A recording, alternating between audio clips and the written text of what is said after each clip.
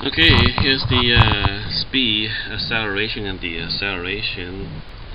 Here's acceleration. The counter will count up by 1 first, but whenever I push this acceleration buttons, the step to count up becomes bigger. So the counter is counting up faster because every time it doesn't count up by 1 anymore, but by a much larger amount, which is accumulated by this button. So you can see it's counting up faster and faster. Okay. And then we decelerate by this deceleration switch. When I push this down, it decrements the step to update the counter. So the counter is counting up with a smaller step now.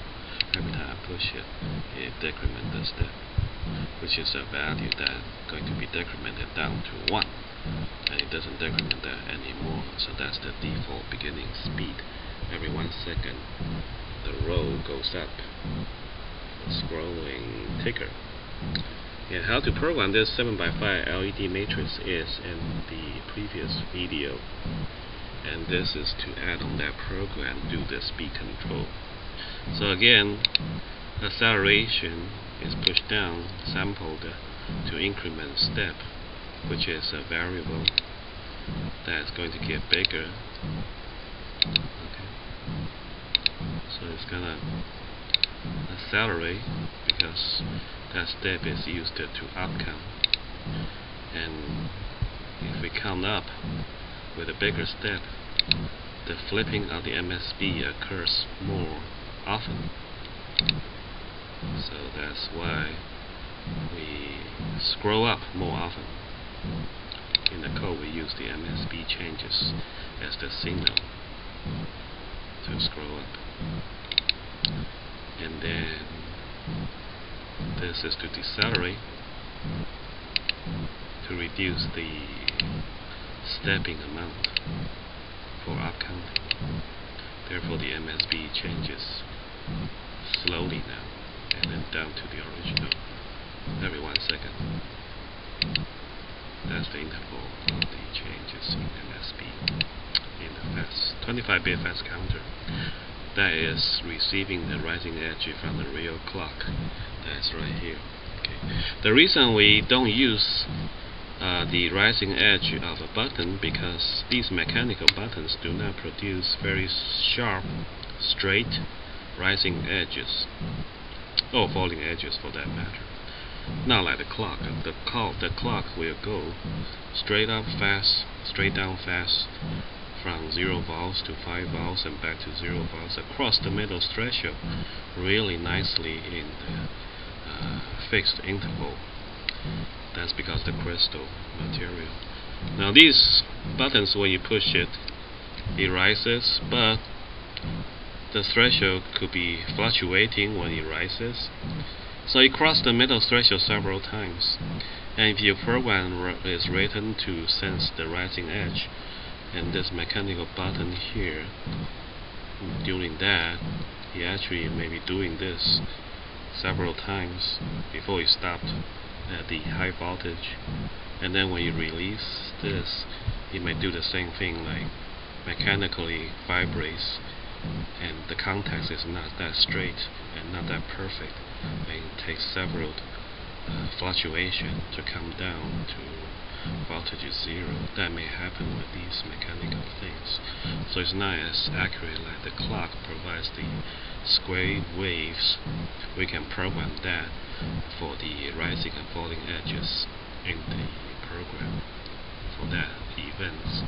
And this we can only say sample it at a fixed intervals to see if it's 1 or 0, just like we use these switches.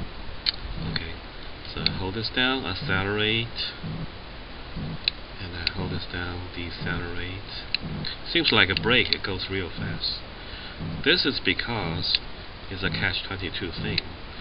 When we accelerate the clock, we say initially we want to sample this switch 4 times a second. But once we increase the step that 4 times a second depends on the original clock, which goes faster now, becomes much faster than 4 times a second. So you fast the following sampling frequency. That is because we changed the clock cycle and we're using a certain bit as the signal, but that certain bit is going to flip faster as we accelerate this. When we decelerate, it's the other way around. So it accelerates really fast and then it decelerates really fast too. So it's almost like a break. Okay. So let me show you the program here. So the program is pretty much the same as before, scrolling the display with a predefined image bitmap. And initially you can see we have 25-bit fast counter. B24 is a parameter constant 24. 25-bit fast C, that is the counter. And initially it's set to be 0. And the step is also 1, and then this always at pass edge of the real clock, that's pin 24 connected to the 32 MHz building clock. And we're going to upcount fast C by 1. That's if you don't change the step. Now the step can be changed whenever we have pushed the AC acceleration button or the acceleration buttons, and if the step is not already too big, we're going to increment the step by 1. And when the DE, the acceleration button, is pushed and the step is greater than 1, we can decrement it by 1. We don't want to decrement it down to 0, that is. When do we do this sampling? We said at the fast counter bit 22, when that flips from 0 to 1, the pass edge occurs for that bit. This is 4 Hz sampling rate only if you increment the fast C by 1. Okay. Since we're going to change the step, we are going to change the amount of increment of fast C, which can be bigger and bigger. This original 4 Hz becomes much faster than what it began with. Okay. So this is the catch-22. We are using the bit 22 of fast C to sample the switch. But at the same time, we are changing the flipping frequency of fast C at 22. So that is the problem. So we get this acceleration exponentially fast and the acceleration exponentially fast as well, this effect.